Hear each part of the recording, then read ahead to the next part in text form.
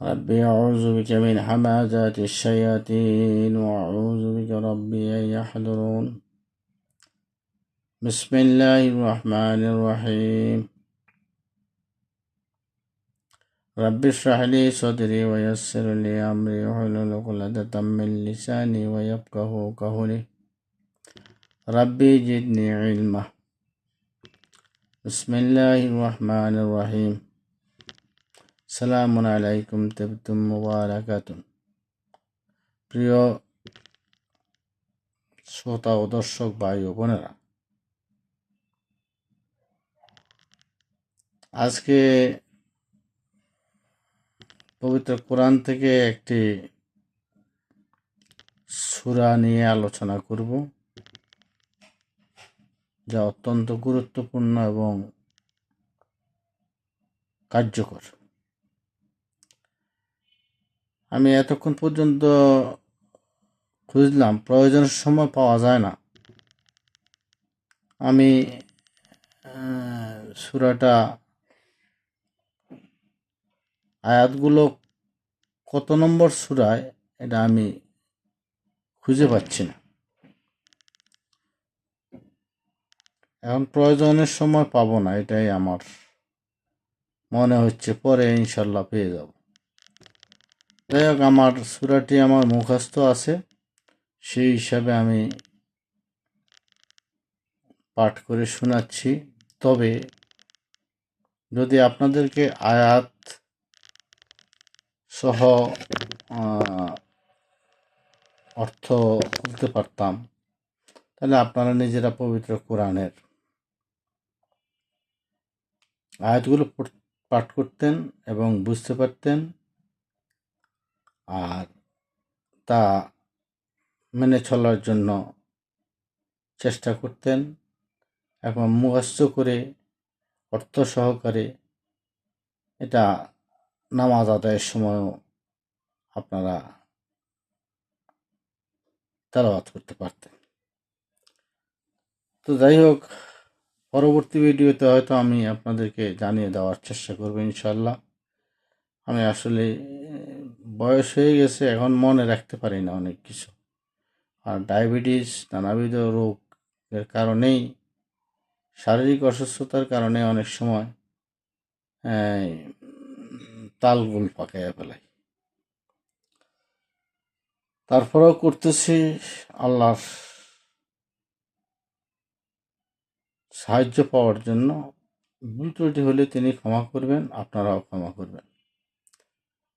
বিসমিল্লাহির রহমানির রহিম। লিল্লাহুম্মা মালিকাল মুলকি তু'তিল মুলকা মান তাশাউ ওয়া তানজিউল মুলকা মিম্মান তাশা। এ সমস্ত রাজত্বের মালিক একমাত্র আল্লাহ।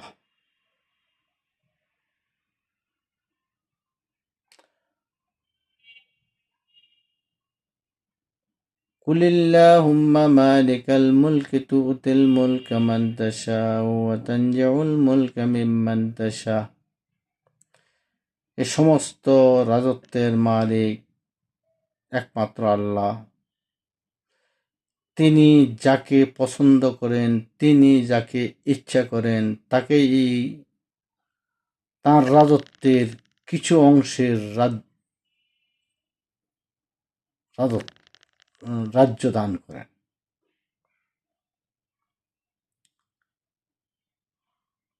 তিনি রাজত্ব দান করেন বা রাজ্য দান করেন। তুলিজুল লাইয়া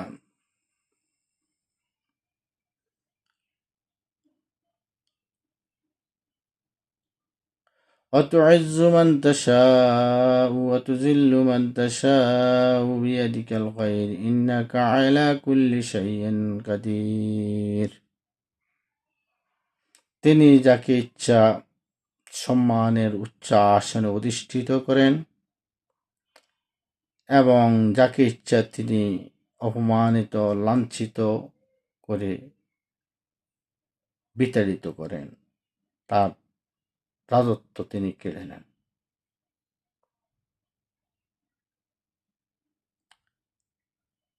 তুলিজুল লাইলা ফিন নাহারি ওয়া তুলিজুন নাহারা ফিল লাইল। তিনি রাত থেকে দিনের আলোকে বের করেন এবং দিনের আলো থেকে রাত্রের অন্ধকারকে বের করেন।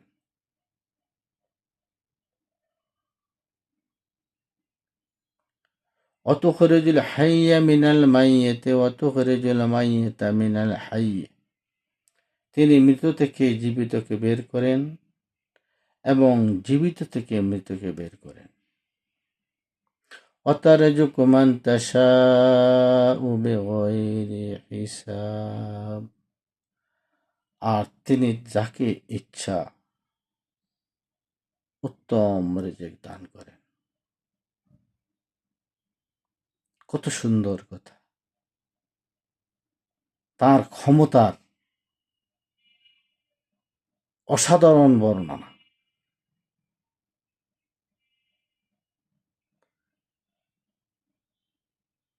আমি এখন আপনাদেরকে বিষয়টি ব্যাখ্যা করে জানানোর চেষ্টা করছি, আল্লাহ যদি আমাকে তৌফিক দান করেন। আল্লাহ বলেন, হে কাফেরেরা, বর্তমানে রাসূলও নাই, কাফেরেরা আছে, আমাদেরকে বলছে যে আসমান জমিনের মধ্যে যা কিছু আছে এই সমস্ত পৃথিবীর রাজত্ব একমাত্র মালিকানা আমি, একমাত্র মালিক আমি। যেমন পৈতৃক সম্পত্তি মালিক পিতা, তিনি যাকে ইচ্ছা এই সম্পদ দান করতে পারেন, অর্থাৎ তার ওয়ারিশ বর্গদের। এবং আগে দানের সিস্টেমও ছিল, যে কোনো লোককে দান করা যেত। বর্তমানে আইন বোধহয় সেটা নেই।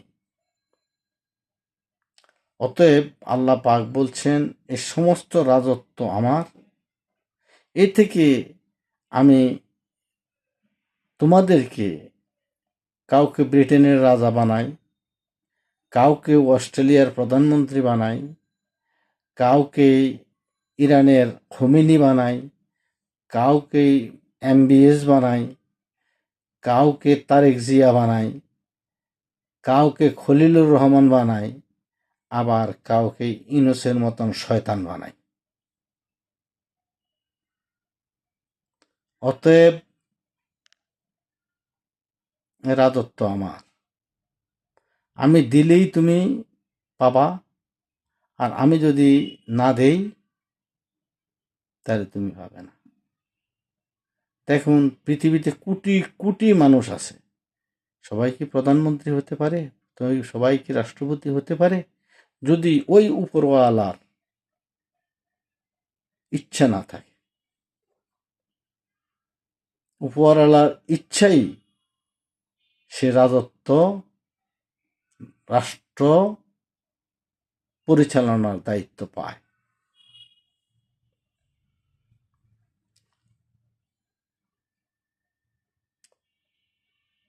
তারপরে তিনি বলছেন, আমি যাকে ইচ্ছা তাকে সম্মানিত করি, সম্মানের উচ্চ আসনে অধিষ্ঠিত করি, এবং যাকে ইচ্ছা আমি লাঞ্ছিত করি, অপমানিত করি, এবং তার থেকে আমার রাজত্ব কেড়ে নিই, আমার সম্মানও কেড়ে নিই। তার কারণ আল্লাহ পাক আপনাকে দিয়েছে রাজত্ব, আল্লাহ পাক আপনাকে দিয়েছে সম্মান। আপনি যদি সম্মানের মর্যাদা রক্ষা না করেন, আপনি যদি রাজত্ব গ্রহণ করে প্রজাদের উপর নির্যাতন করেন, আপনি যদি রাজত্ব গ্রহণ করে প্রজাদের প্রতি সদ্ব্যবহার না করেন, আর আপনাকে আল্লাহ সম্মানিত করেছেন, আপনি সেই সম্মানের অহংকারে এবং দম্ভে দাম্ভিক হয়ে মানুষকে অমানুষ হিসেবে গণ্য করা শুরু করলেন। তাই আপনাকে আপনি তার উপযুক্ততা হারিয়ে ফেলেন, অতএব আল্লাহ সেটা কেড়ে নেয়। আবার অত্যাচারিত প্রজা, অকৃতজ্ঞ প্রজা, অকৃতজ্ঞ মানুষ যে রাজ্যে বসবাস করে, তাদেরকে আল্লাহ পাক রব্বুল আলামিন কঠিন শাসক দ্বারা শাসিত করে। কারণ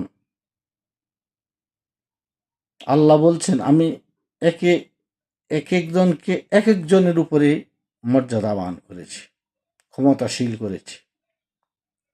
এই ক্ষমতাসীন করার পিছনের কারণ, আপনার ক্ষমতা দিয়ে আপনি তাকে দমন করুন, অর্থাৎ জুলুম, নির্যাতন, অত্যাচার, মানুষের বাড়িঘর লুট করা ইত্যাদি ইত্যাদি, এই যে কাজকর্ম, এগুলাকে যখন মানুষ তার নীতি এবং নৈতিকতাকে হারিয়ে ফেলে এবং মানুষের প্রতি নির্যাতন অত্যাচার শুরু করে এবং বেপরোয়া হয়ে যায়, তখন হয় আসমানি গজব অথবা জমিনি গজব এসে আপনার কাঁধে ভর করবে। আর তার জন্য আপনি, এখানে ভালো এবং মন্দ দুটি আছে, ভালো লোকেরা ওই মন্দ লোকদের সাথে কষ্টে পতিত হবে।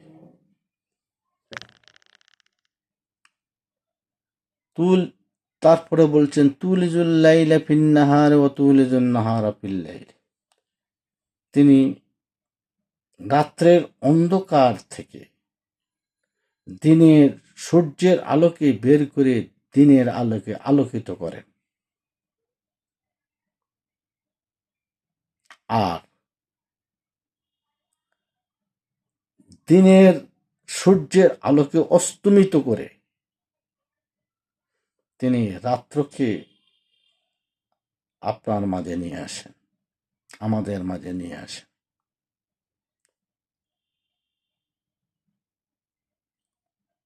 কেন? দিনকে তিনি করেছেন কর্মব্যস্ততার জন্য, রিজেক আহরণের জন্য, আর রাতকে তিনি করেছেন বিশ্রামের জন্য।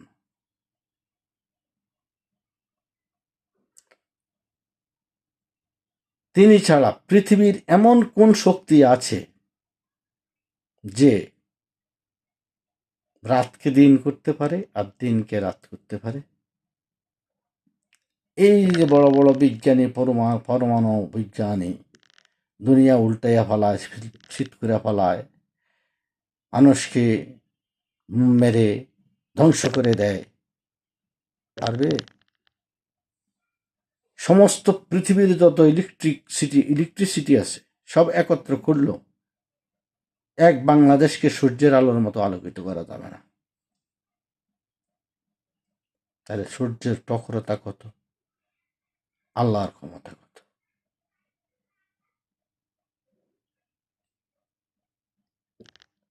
অতুখরিজুল হাইয়্যা মিনাল মাইয়্যিতি অতুখরিজুল মাইয়্যিতা মিনাল হাইয়্যি, তিনি মৃত থেকে জীবিতকে বের করেন এবং জীবিত থেকে মৃতকে বের করেন।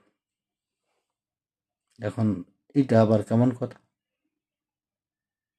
মৃত থেকে জীবিত কিভাবে বাহির হয়? এটা আমি ছোট্ট উদাহরণ দিই, অনেক উদাহরণ আছে, তবে ছোট্ট একটা উদাহরণ দিই। একটা ডিম মুরগির বা হাঁসের, সেটা থাকে মৃত, তার লড়াছড়ার কোনো ক্ষমতা নেই। যে জীবিত সেখান থেকে স্থানান্তরিত হতে পারবে, স্থান পরিবর্তন করার ক্ষমতা তার থাকে। কিন্তু যার প্রাণ নাই সে কোনো মুভমেন্ট করতে পারে না, তাহলে সে মৃত। যেমন মানুষ মৃত্যুবরণ করার পরে তার শরীরের একটা পশমও লড়ে না, থাক দেহের অঙ্গ প্রত্যঙ্গ। আর এই মুরগির ডিম থেকে তিনি আবার জীবিত বাচ্চাকে বের করেন, এই মৃত থেকে আবার জীবিত বাচ্চা বের করেন। দেখেন মুরগির বাচ্চা ফুটার সাথে সাথে সে কিভাবে দৌড় মারে, অথচ সে মানুষের দেহের হাজার অংশের একটা অংশ না, কিন্তু তার ক্ষমতা দেখেন আল্লাহ কিভাবে তাকে ক্ষমতা দিয়েছে। সে ডিমের ভিতর থেকে বের হয়ে যেভাবে দৌড় শুরু করে, মানুষের বাচ্চারা পারে। মানুষের বাচ্চারা যখন মায়ের পেট থেকে ভূমিষ্ঠ হয়, কান্না ছাড়া আর হাত পা লালানো ছাড়া তার আর কোনো ক্ষমতা থাকে না। আর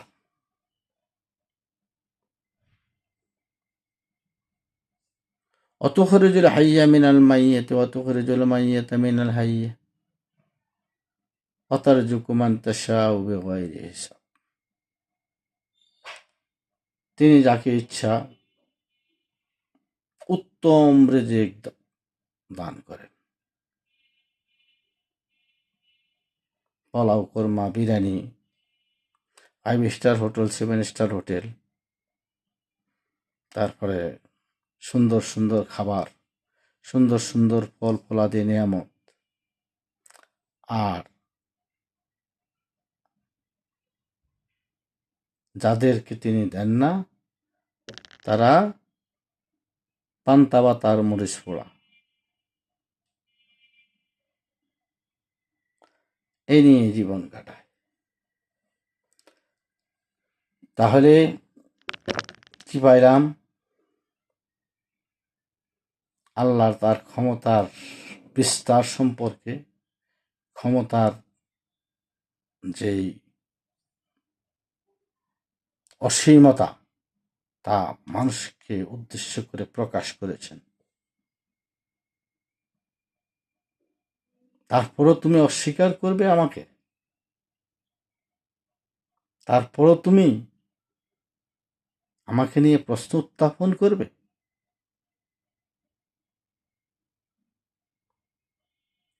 পৃথিবীতে লক্ষ লক্ষ কোটি কোটি প্রাণী আছে, একমাত্র মানুষ ছাড়া আর সকলে কর্মহীন, কারো কোনো চাকরি নেই, কিন্তু কেউই একবেলা না খেয়ে নেই।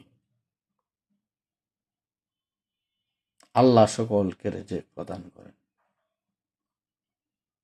কাউকে একটু ভালো রেজেক দেন তার কর্মের ফলাফলের কারণে। আর যারা কর্মফল অনুযায়ী খারাপ কর্ম সংগঠিত করে এবং শয়তানের ধোঁকায় পড়ে নানাভাবে নিজেকে ক্ষতিগ্রস্ত করে, তারা খাবার পায়, কাউকে অনাহারে রাখে না, কিন্তু খাবার মানটা একটু নিম্ন ধরনের, উত্তম খাবার তিনি পরিবেশন করেন না। উত্তম খাবার পরিবেশন করেন কাকে? যাকে তিনি ইচ্ছা করেন। তাহলে কাকে ইচ্ছা করেন? যার প্রতি তার মায়া আছে, যে তার কথা শুনে।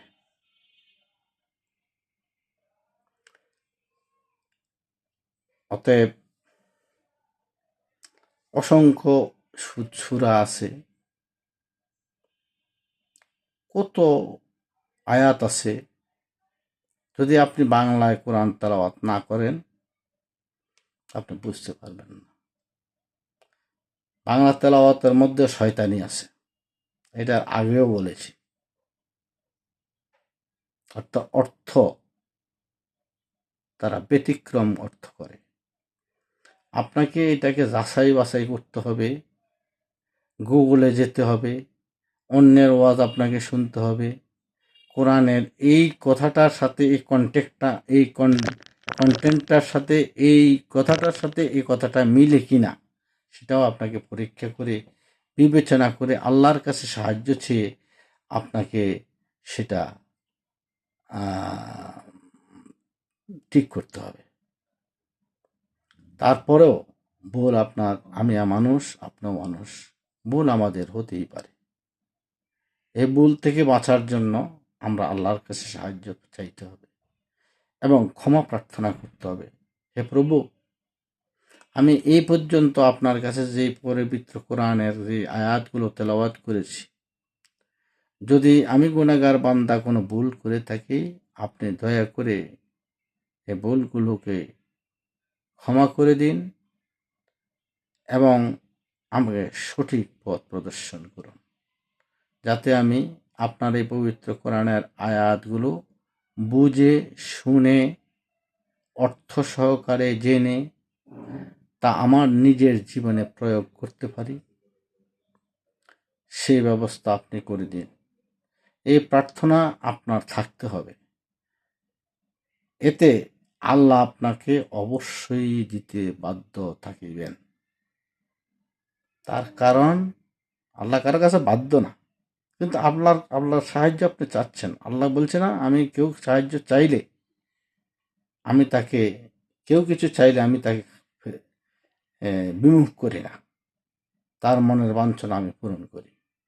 আপনি ভালো জিনিস চাইছেন, তাহলে কালকে আমাদের দিবসে আপনি যে বলছেন সরল পথ আমাকে দেখাও এবং আমাকে শয়তানের ওয়াসওয়াসা থেকে হেফাজত করো, আর সঠিক পথ অনুসরণের জন্য তোমার কোরআনের আয়াতগুলোকে বুঝার তৌফিক দান করো, জীবন পরিচালনার তৌফিক দান করো। আল্লাহ আপনাকে আর ঠেকাতে পারবে না। আল্লাহ আপনাকে প্রশ্নের সম্মুখীন করতে পারবে না কালকে আমাদের দিবসে। অতএব আসুন আমরা সবাই পবিত্র কোরআনের বাংলা অর্থ বুঝে তেলাওয়াত করি এবং প্রচার করি, মানুষের মাঝে প্রচার করি। মানুষের পক্ষে সবকিছুই সম্ভব, কোনো কিছুই অসম্ভব না। আমি ৬২-৬৩ বছর বয়সে আমি সূরা ইয়াসিন মুখস্থ করেছি, ৮৩ আয়াত। আমি সূরা আর রহমান ৭৮ আয়াত আমি মুখস্থ করেছি এবং অর্থ বোঝার চেষ্টা করেছি। সূরা আপনার